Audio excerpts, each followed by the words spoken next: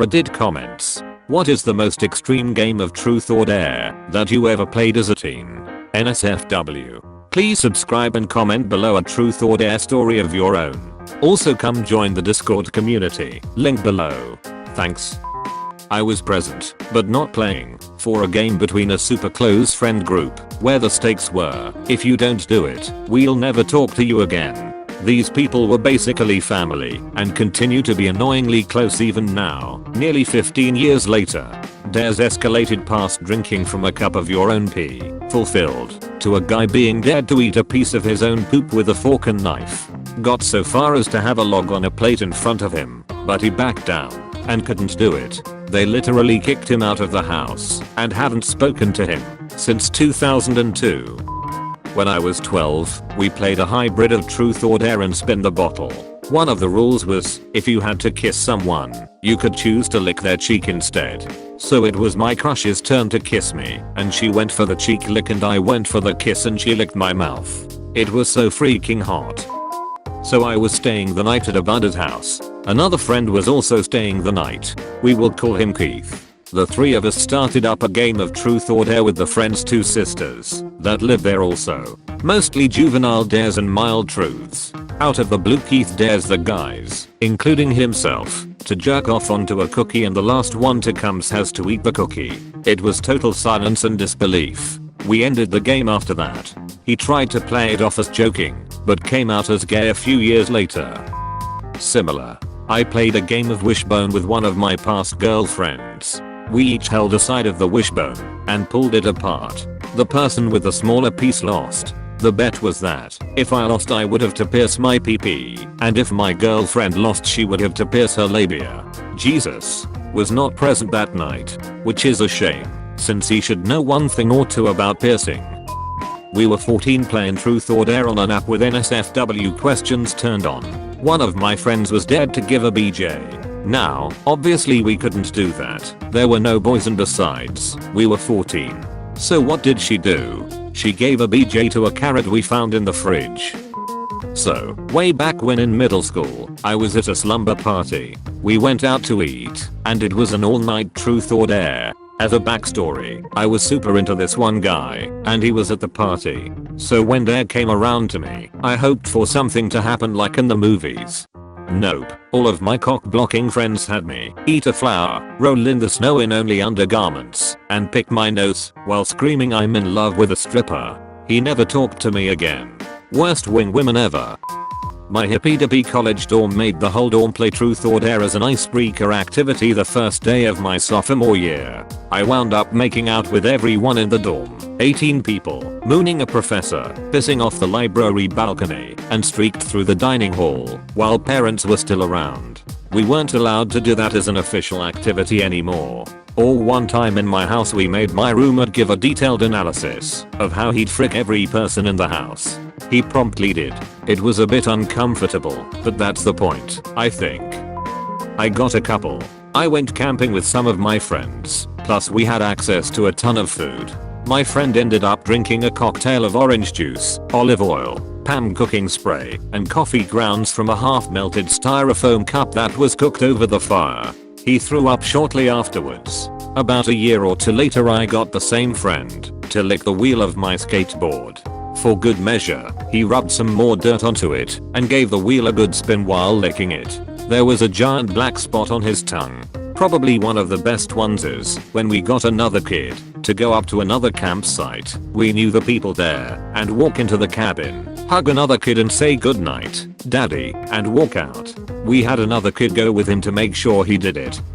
Oh boy, I'm gonna win this. Story 1. 6th grade. Truth or dare commenced in the normal fashion with silly dares such as eating odd concoctions, doing embarrassing dances, or calling crushes. All was well until someone decided that it would be a grand idea to dare me to get naked in the woods. In the spirit of fun, I obliged. Of course I knew they would take my clothes.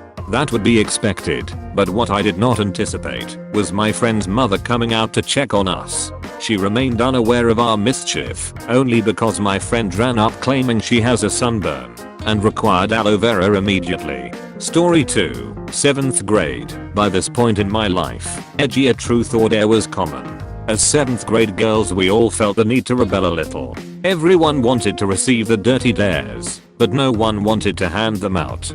So, I got the bright idea to write them all down and then draw the dares out of a bag. That way, no one would know who came up with the dare. We had a blast that night and soon after fell asleep. What we didn't know was that my father had gone downstairs in the middle of the night and found the bag of dares. Needless to say, he kept them, and they will most likely resurface on my wedding day. Story 3, 8th grade. On our way to high school, my group of friends felt perfectly comfortable with dirty truth or dare. We began playing, and at some point, I was dared to go into a closet and get naked. Once again, I knew my clothes would be long gone, but went with it anyways. I got into the closet, handed them my clothes, and pretended to be surprised when they were not returned. Then, my father started down the steps. My clothes were not returned at this point. Instead, everyone rushed back to the couch, leaving me all alone. I tried to listen to the conversation from within the closet, but couldn't hear well. Finally, I heard my dad say, in what seemed to be an angry voice, "Where is she?" Doing the only logical thing, I found a sleeping bag in the closet and hopped out screaming it was only a dare. I later found out that my friends had all covered for me quite sufficiently until I blew my cover. I was 16, lived in a neighborhood with some kids who were about the same age. My best friend, who we will call James, was my age. It was summer break, and we had grabbed a tent from my buddy's basement and set it up out in the woods less than a mile from our houses. We had let some folks in on it. We were using the tent to frick around and have fun with a few select friends. There were these two girls who we will call Amy and Beth. They were a year older than us, twins but not identical. They were, in our eyes, 10s and neither James nor I thought we had any business getting with them. When you're young and stupid you have no idea if you're attractive or not, and it turns out we both were attractive as well, but we really lacked the insight to know that at the time.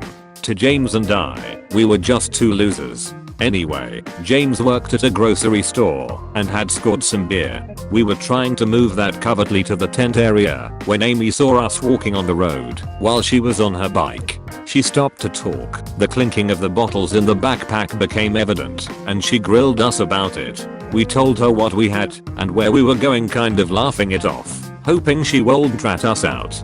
To our amazement, she invited herself and her sister to the tent. We played a nice mix of truth or dare or spin the bottle, and the dares got progressively more risky.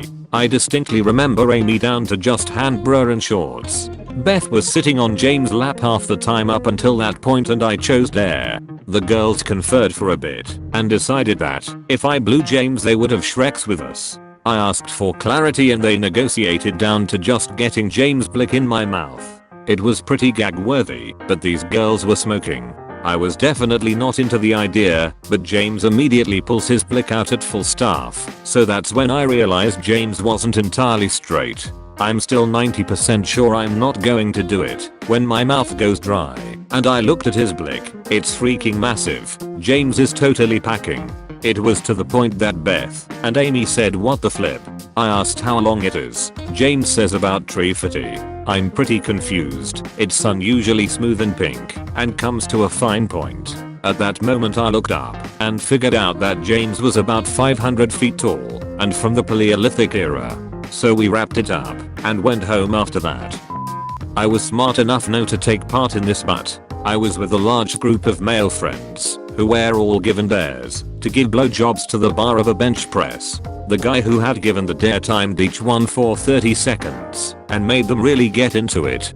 Doesn't seem that gross at first, but after about 4 guys have sucked on a metal bar, you really don't want to have to. There was a guy who was dared to eat a slug by his friends. If he did, they would give him $50. He just came out of hospital the other week after 2 years. He is currently learning how to talk again.